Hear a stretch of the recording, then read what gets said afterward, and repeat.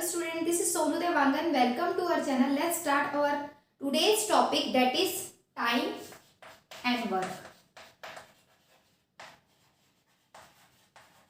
हम सबको पता है टाइम और वर्क का मीनिंग क्या होता है. टाइम मीन्स समय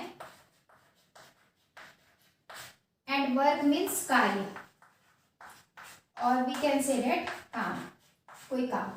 ठीक है. अगर हम अपनी डेली लाइफ में देखें तो बहुत सारे ऐसे सिचुएशंस आते हैं जो किससे रिलेटेड होते हैं, टाइम एंड वर्क से रिलेटेड होते हैं. ठीक है.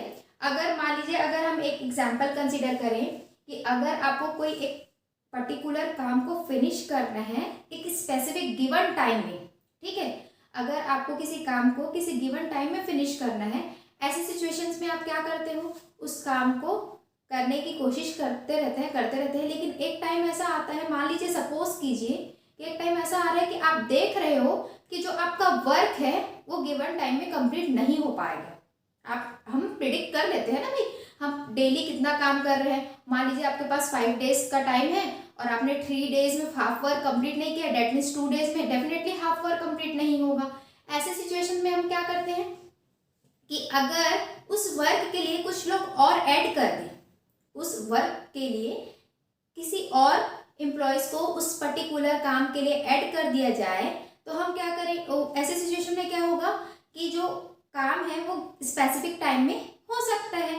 तो हम ये बोल सकते हैं अगर लार्ज नंबर ऑफ पीपल हैं तो कोई वर्क लेस टाइम में हो जाएगा, कम टाइम में हो जाएगा. लेकिन अगर आपके पास लेस नंबर ऑफ पीपल्स हैं तो वही वर्क आपको क्या लगेगा, ज़्यादा टाइम लगेगा कंप्लीट होने में. तो less people takes more time to finish a work,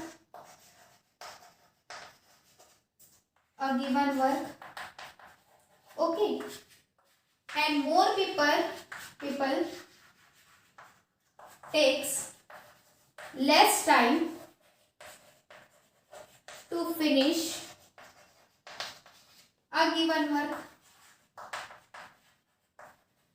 ये एक दूसरे के कन्वर्स होते हैं. अगर आपके पास लोग कम है तो टाइम ज़्यादा लगेगा किसी वर्क को फिनिश करने में. अगर आपके पास लोग ज़्यादा है तो टाइम कम लगेगा किसी वर्क को फिनिश करने में. अब आपको ये समझ में आ गया होगा कि वर्क और टाइम का क्या रिलेशन है. ठीक है. अब क्योंकि हम इससे रिलेटेड एक्सरसाइज, नेक्स्ट एक्सरसाइज जो हमारा है उस पर हम क्या करेंगे, क्वेश्चन सॉल्व करेंगे. तो प्रॉब्लम सॉल्व करने के लिए आपको कैसे कैसे कंडीशंस, कैसे कैसे सॉल्विंग रूल्स हैं, उनको मैं आपको बताती हूँ. तो चलिए देखते हैं rules to solve.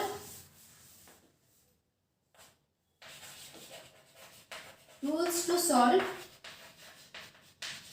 Problems related to time and work. Okay. देखिए, अब मैं सबसे पहले मैं आपको ये बताना चाहती हूँ कि अगर आपके पास एक गिवन टाइम वर्क है ना, इस रूल को बताने से पहले मैं ये छोटा सा कॉन्सेप्ट आपको बताना चाहती हूँ. अगर आपके पास एक गिवन वर्क है और आप हर दिन 5 आवर्स काम करते हो, 5 आवर्स ना per day, 5 hours per day, तो आपका वर्क 10 डेज में फिनिश हो रहा है. एक इंसान किसी एक पर्टिकुलर वर्क को 5 आवर्स रेगुलरली 10 डेज तक कर रहे हैं तो वो वर्क फिनिश होगा. तो 1 डे वर्क कितना हो जाएगा, जो ये गिवन वर्क रहेगा उसका 1/10 पार्ट होगा. एक दिन में ये जो वर्क है भाई, आपको 10 डेज में उस वर्क को फिनिश करना है, तो 1 डे में 1/10 part of work he complete कर पाओगे. 2 डेज में आप 2/10 पार्ट कंप्लीट कर पाओगे. 3 डेज में आप 3/10 पार्ट वर्क कंप्लीट कर पाओगे. एम आई राइट? उसी तरह से आप 10 डेज में 10/10 part, that means total work आप कंप्लीट कर सकते हो. क्लियर? तो अब आपको ये समझ में आ रहा है कि 1 day work is equals to जो गिवन वर्क रहेगा उसी का 1 पार्ट होगा. ठीक. जो गिवन वर्क है आपके पास, मान लीजिए आप 10 डेज में इसको फिनिश कर रहे हो, तो 1 part of that total work. Total work आपने 10 तो 1 day work is equal to 1 upon total work होगा, ठीक है। और उसी तरह से अगर आप टोटल वर्क निकालते हो, यहां पर अगर आपको ये निकालना है तो आप क्या करोगे, work to complete in given time is equal to 1 upon per day work होगा।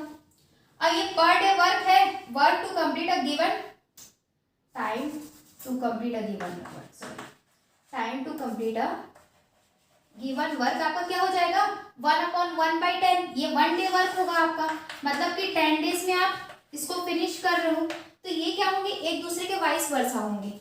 मान लीजिए अब मैं आपको कॉन्सेप्ट से रिलेटेड कॉन्सेप्ट से आपको समझाना चाहती हूँ कि ये कैसे होगा। जैसे कि आपका फर्स्ट रूल होगा 1 days work, 1 days work is equals to 1 upon number of days to complete a given work. 1 day work आपका क्या होगा, मैंने अभी थोड़ी देर पहले बताया है कि 1 डे वर्क आपका वही होगा जो टोटल नंबर ऑफ डेज होगा, जितना वर्क टोटल डेज में कंप्लीट करेंगे उसका 1 पार्ट, ठीक है, वो आपका 1 डे वर्क होगा। इसी के जस्ट रिवर्स, इसी रूल को आप रिवर्स में कन्वर्ट करोगे, क्योंकि ये आपके डिनोमिनेटर में है, ये आपके लेफ्ट साइड में है, इसको हम यहाँ शिफ्ट करके इसको यहाँ शिफ्ट करेंगे तो आपको आपका सेकेंड रूल मिलेगा। ये इसी का रिड्यूस्ड फॉर्म है ना, number of days needed to complete a work is equals to 1 upon 1 days work. ये तो होगा ही डेफिनेटली, जब ये 1 day work is equals to 1 upon number of days to complete a given work है, तो number of days needed to complete a work is equals to 1 upon 1 day work, क्योंकि 1 day work में आपको ये मिल जाएगा, तो ये सिचुएशन तो दोनों इक्वल ही होंगे, ठीक। अब नेक्स्ट आपका रूल होगा time required to finish a certain work, कितना टाइम लगेगा किसी वर्क को फिनिश करने में, तो यहां पर क्या होगा, वर्क टू बी डन, जो वर्क काम हुआ है वो कंप्लीट काम अपॉन 1 डेज वर्क, ठीक। Work to be done upon 1 days work, मतलब टोटल जो वर्क है वो फिनिश करने के बाद उसको डिवाइड करेंगे 1 डे वर्क से, तो हमको पता चल जाएगा कि कितना टाइम, कितने डेज लगे हैं उस वर्क को फिनिश करने में, ठीक है।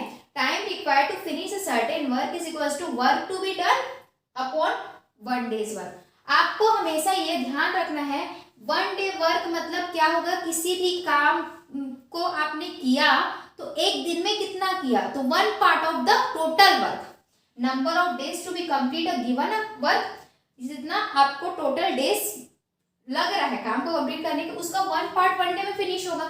इसका जो रिवर्स पार्ट है, रिड्यूस फॉर्म है, number of days needed to complete a given work is equals to 1 upon 1 days work, ठीक है। और थर्ड आपका क्या होगा, time required to finish a certain work, कितना टाइम लगेगा किसी सर्टेन वर्क को फिनिश करने के लिए, तो वो क्या होगा, work to be done upon 1 day work, मतलब टोटल जो वर्क फिनिश किए उसको लिखेंगे अपॉन 1 डे वर्क, तो उसमें हमको ये पता चल जाएगा कि कितना टाइम लगा उस पर्टिकुलर वर्क को फिनिश करने में, ठीक है। लास्ट क्वेश्चन रूल आपका ये होगा, इस रूल में आपको ये देखना है कि जैसे वेजेस होते हैं ना, अगर आपको किसी पर्टिकुलर वर्कर को हमको पैसे देने हैं, उसका मंथली वेज या फिर उसका ईयरली वेज, तो वो किस पे डिपेंड करता है, उसके वर्क पे। Wages of worker depend on their monthly work proportion, वो जितना वर्क कंप्लीट करेंगे उसी के अकॉर्डिंग उनका क्या होता, उनको कितना तनख्वाह मिलता है या फिर वेजेस, उनको पैसे मिलते हैं। Is it clear? तो आपको क्वेश्चन सॉल्व करने के लिए ये सारे रूल बहुत अच्छे से समझना पड़ेगा। अगर आपको ये चीजें समझ नहीं आ रही है तो इससे रिलेटेड प्रॉब्लम को आप सॉल्व नहीं कर पाओगे। टाइम एंड वर्क के जो एक्सरसाइज है उस पे जितने भी क्वेश्चंस हैं आप उसको डायरेक्टली किसी स्ट्रेट फॉरवर्ड फॉर्मूला से नहीं बना सकते। यहाँ पर एक दो फॉर्मूला है, लेकिन आपको क्वेश्चन के सिचुएशन को समझना पड़ेगा कि किस तरह का सिचुएशन किस क्वेश्चन में है, उसी के अकॉर्डिंग हमको लॉजिक लगा के ये रूल्स अप्लाई करने हैं। तो अगर आपको हमारा ये वीडियो पसंद आ रहा है तो प्लीज़ हमारे वीडियो को लाइक कीजिए और हमारे चैनल को भी सब्सक्राइब कीजिए। हमारे नेक्स्ट वीडियो में हम इससे रिलेटेड एक्सरसाइज करेंगे। Okay, thank you student, thank you all of you, thank you for watching our videos.